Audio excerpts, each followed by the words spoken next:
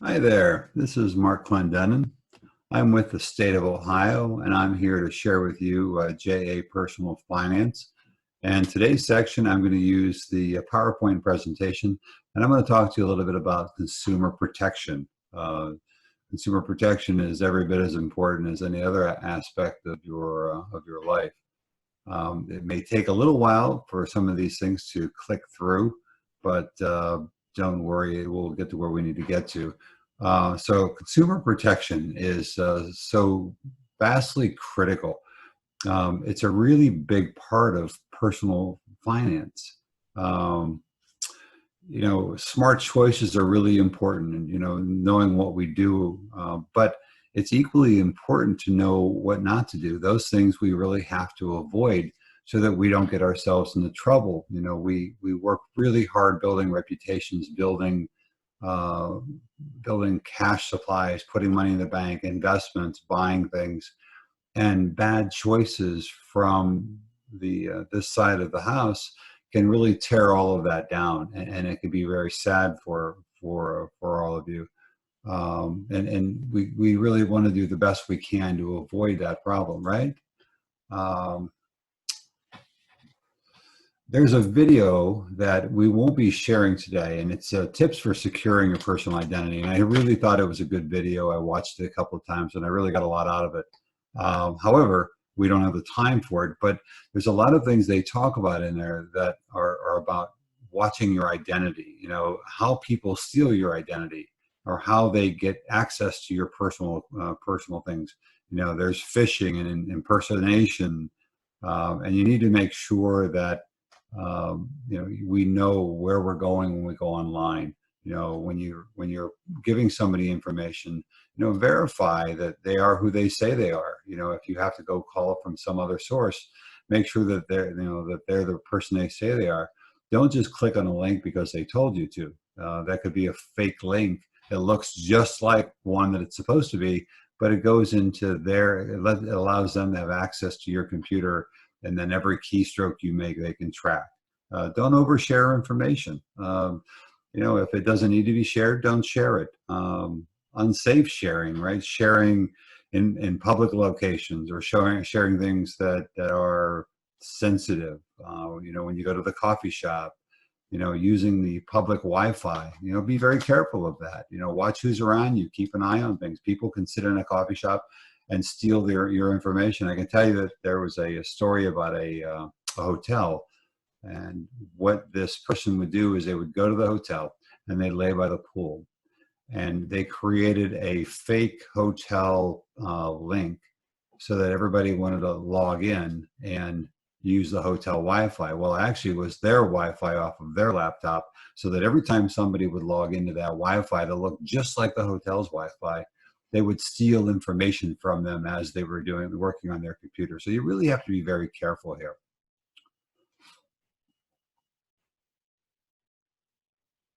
The digital tattoo. At the end of the day, you think of what you post online digitally as a tattoo. It's going to be on there for a lot longer than you think it's going to be on there. And at the end of the day, what you post sticks, and getting it off is very difficult, much like a tattoo. So you really want to be very careful what you post online. Some basic things to remember. When you are working on the online and social media, don't post your phone number, your address, your social security number. Don't post all of that. It can be very dangerous. And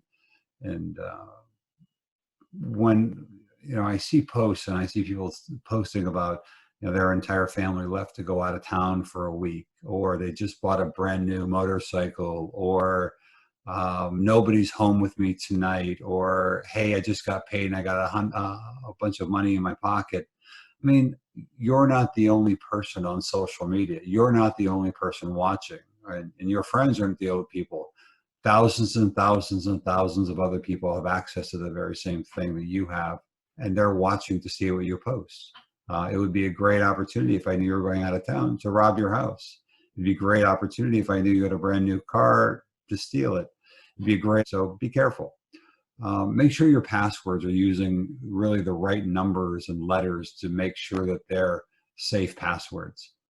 Use a different one for every account. And I really recommend, if you're going to use a password, to use a password that is a phrase more than anything else. So my dog is 25 would be a good password, because most people can't guess that. I could guess your birthday eventually. I could guess your street number. I could guess your phone number.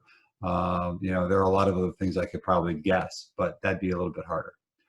Negative or inappropriate abusive posts reflect poorly on you, and I can't say that enough.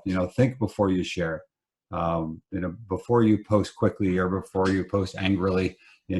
Just think about, give it the 24-hour rule and think about how you're going to want to see that post later on. Or, what if somebody else sees that post, when you're a few years older, you're trying to get into a college, or you're trying to get a job. And remember what I said, that post is permanent, so it's still going to be out there. If I posted your name, I'd probably find it. So you want to be careful and really think before you share.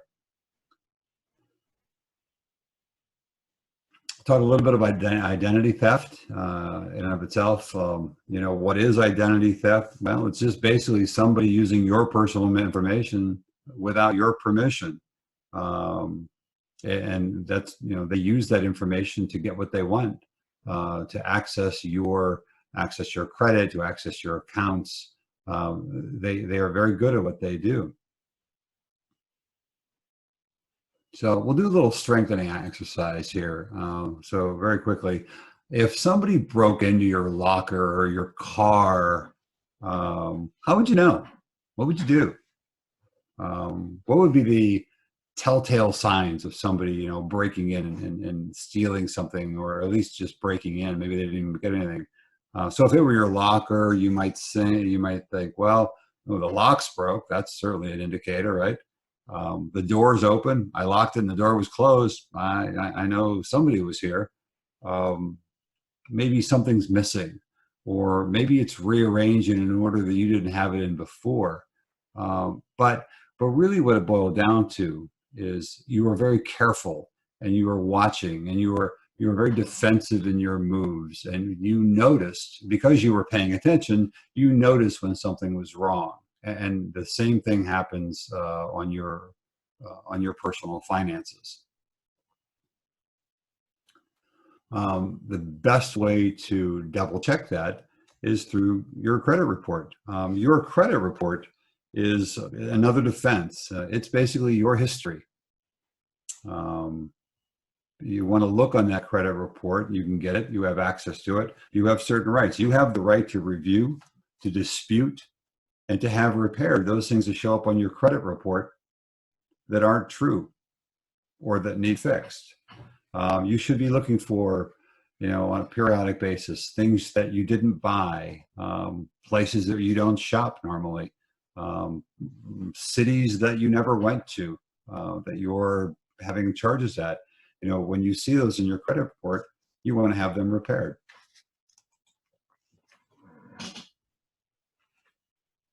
Know your rights. You've got the right to the information. If you get credit, you have the right to understand and know what's on your credit report.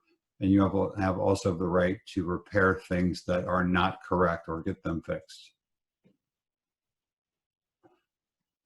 So we'll play a little finance detective, I guess, for a moment here. And I'm not going to play detective as the game goes, but here are things that I'd like you to be careful of. When you get a credit report and you look at it, I want you to look through it very carefully. I want you to look for suspicious activity, like credit card charges that don't seem to be made by you.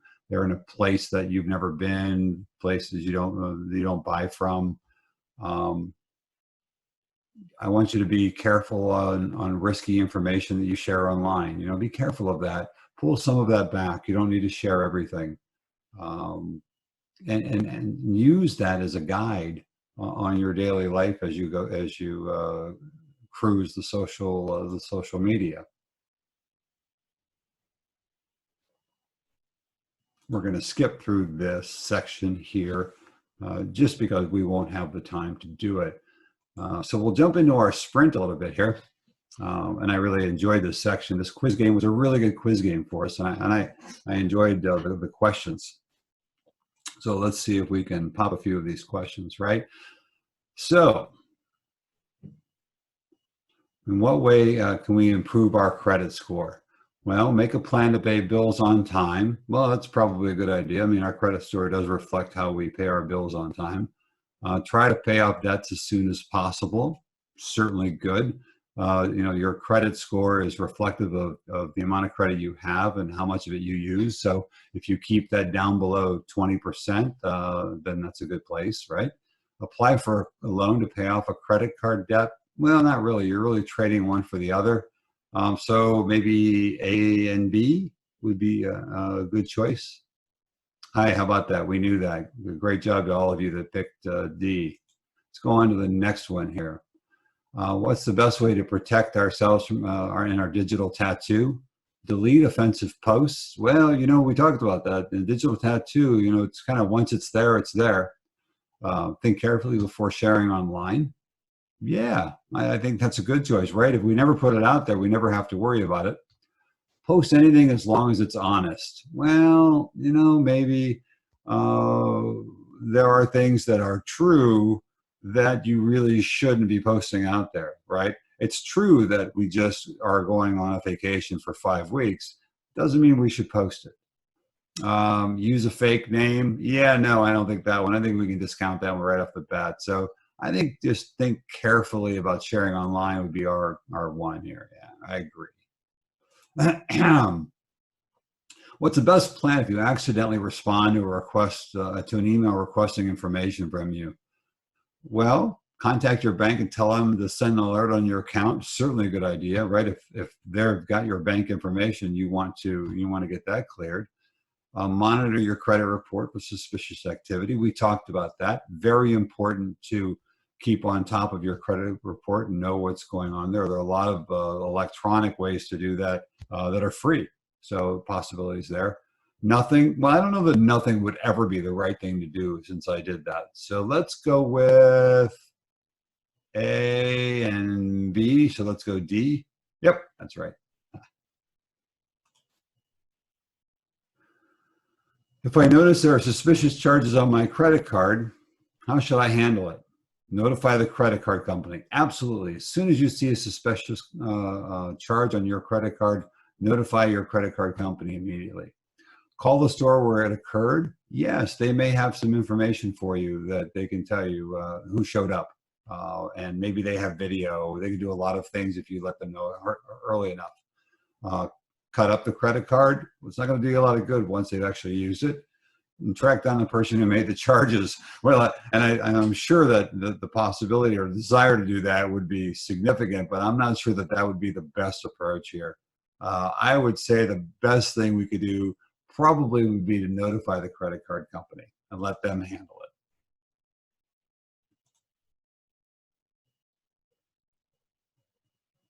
So we'll do a little bit of our cool down here and go over some of those things we talked about today, right?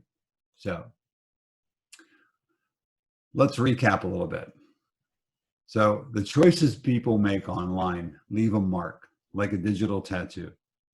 Absolutely. What you put out there is going to be out there for longer than you think it's going to be, and it can have a negative effect on us. That tattoo can have a positive or a negative effect on how people see us or how they see others.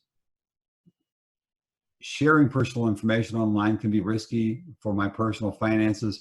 It can also be risky, by the way, all of this can be risky from not only a personal finance standpoint, but it can be risky from a job standpoint. And maybe that is part of personal finance, right? If I'm posting things online that are negative and can be seen as in poor taste, when I go to get a job, when I go to get a college interview, I'll tell you, the people that I talk to that are in human resources, they look to the social media, Facebook, and all of those posts before they look anywhere else. They're always amazed by the amount of information that they can find in social media.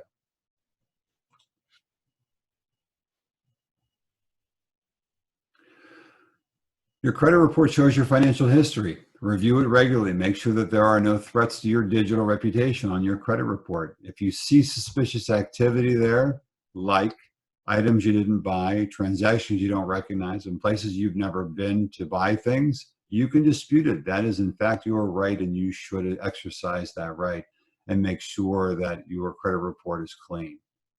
That is the end of the session. I hope you enjoyed yourself. I hope you picked up a few things. At the end, make sure if you don't have to post it, you don't post it. And know that you should keep your private information private.